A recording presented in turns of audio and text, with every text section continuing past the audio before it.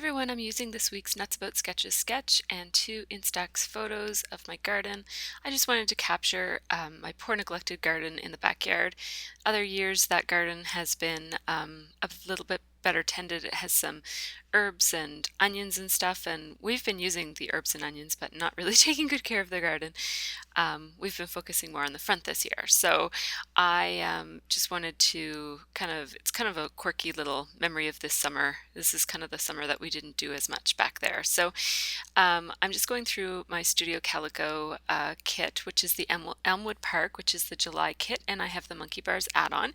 And I'm taking this opportunity to use that dark denim paper, which I don't love, but I did need a circle element that was made out of a dark color, and I thought the blue would be good for that. So I just used my curvy cutter to cut two circles, and I'm going to use that circle as the element that the sketch calls for. And I'm basically using this sketch I'm keeping to the sketch very, very carefully in this layout, but I've shrunk it down in size so that it's accommodating to Instax photos as opposed to two 4x6 photos. And that just allows me to have a lot more negative space on the page, more space for my journaling, and yeah. Now, I'm going to use my brand new Simon Says hexagon die here. I'm going to try it with my Big Shot, and it barely passed through my Big Shot. Like, I'm not sure if I might have loosened my Big Shot. It barely passed through it, and it did not cut. So I thought, okay, well, the Spellbinders is better for nestabilities anyways. Didn't cut in that either. So then I tried putting two shims just in the middle part because it did cut. And look, I can barely get it through and still no go. So I'm not sure what you have to do to get that die to cut. I think I have a defective die because when I run my finger over it, it is way less sharp than any Spellbinders or MFT die that I have. So I really had my heart set on using that, the negative from that space, and that's what I bought the die for.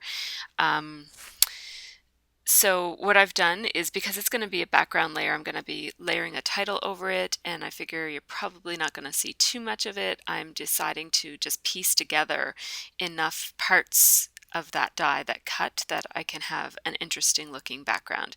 And it's really too bad. I'm going to have to send that back, or I don't know what I'm going to do. I hope they take it back because it's, you know, it clearly doesn't work in two different machines. And I mean, I could try it in Cuttlebug, but I don't think it'll make any difference.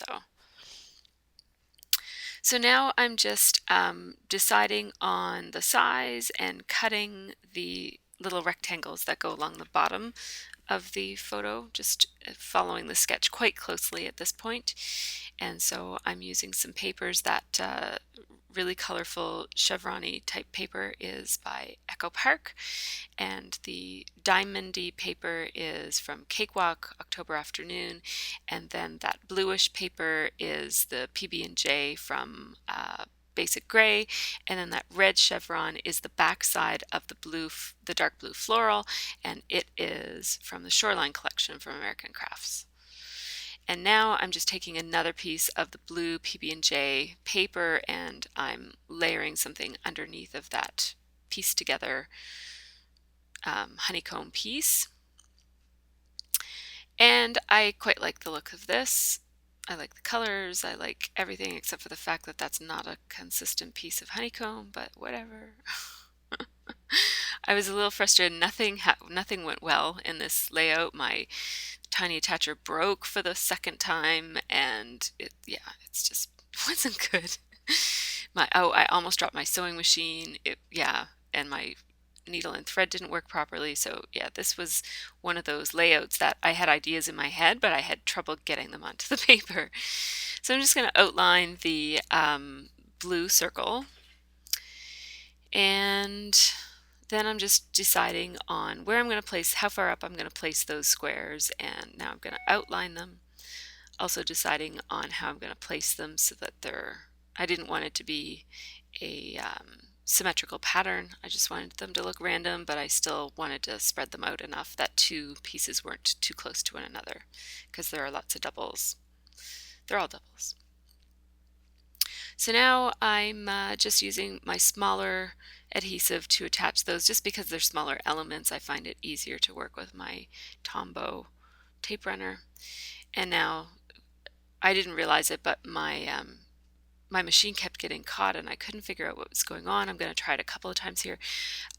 When I moved my scrap room around, I unintentionally de-threaded my needle in a certain way, and so that thing that goes up and down, it doesn't have thread in it, so that's why my sewing machine wasn't working. It wasn't a problem with my sewing machine, although I did sort of drop it when I put it away, so I hope it still works. I didn't fully drop it, but yeah, this was not a good crafting day for me. Anyways, so I just put 2 lines of sewing, and hopefully I'll be able to put more lines of sewing in my future. um, and then I'm just pulling up some of those pieces to add a little bit of texture and dimension to the layout. I love, love, love that gray background. I'm really loving it. I wish I had a couple pieces of that. I hate the backside of that paper, but I really love that gray grid. So here I was just experimenting with whether or not you could use VersaFine on an Instax photo, and it's a little bit too smoochy. It probably would have dried, but I didn't have the patience, so I switched over to StazOn. I figured I would have to use StazOn, but I thought I'd just check in case. And so here I'm just putting the first part of the title, which is the word Untended, and that is using the letter stamps that came in the Monkey Bars add-on from the Studio Calico kit this month. I love those letters because they're so tiny. They're not tiny, but they're just so skinny that you can make a fairly long word fit into a small space. And now I'm using the Eric thickers that came with the kit. I think every single thing in this layout except for my tools came from the kit. So this is a entire Studio Calico layout, I'm pretty sure. I'll let you know if I'm wrong about that. So now I'm going to do my journaling in the same spot that the journaling happened in the kit, but I have more space now because my circle isn't way over. My circle doesn't take up the whole page, so I can make quite a bit more journaling on this page and still have some space, not have it look like it's smushed in there. So I'm just writing about the garden and how hopefully next year we'll take better care of it. And I like to do layouts of these little everyday moments. Like I know now that I do Project Life, I have that for the small everyday moments, but I have always enjoyed scrapbooking the kinds of things that you would put in your Project Life. And so I don't want to stop doing that just because I do Project Life. So this is one of those layouts. Like I've scrapbooked a pair of shoes that I've thrown away, and I've scrapbooked my stroller when I got rid of it and that sort of thing, just because it's you know, that's kind of part of who I am and part of our family, so I want to capture that. Just punching the holes for the buttons. Those are the buttons from the October Afternoon kit. Sorry, they're October Afternoon buttons from the Studio Calico kit. I think they're cakewalk buttons. They could be 9 to 5 buttons. I don't know, because there's both papers in the kit. I think they're cakewalk though. Yeah, they're the colors of cakewalk. I love those red buttons. They're sort of a reddish pink. They're maybe raspberry or something, but they're a vintage red. They're very, very pretty. I love them. So I'm just sewing on. I'm using some Stampin' Up! Linen thread.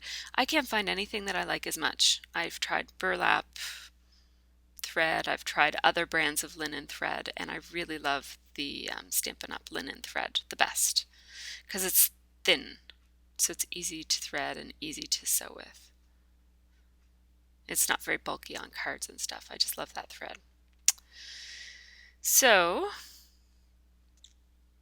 and as far as placement goes, I kind of followed the sketch for those buttons, which I don't always follow the sketch to that close of, like that closely, but yeah, I just kind of spread them out, and I don't always like to have 3s, so I put a 2 up in the corner there just for something different. Did some sprinkling where the buttons were. I really love sprinkling behind buttons because it just kind of makes the buttons not stand out so much. It helps them to become part of the layout instead of standing out as obviously added at the end.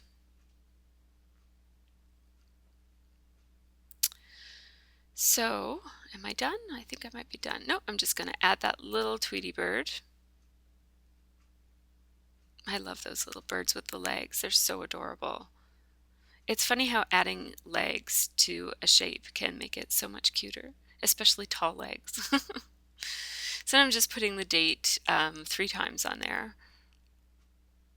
I do it twice with full ink and then once with off stamping.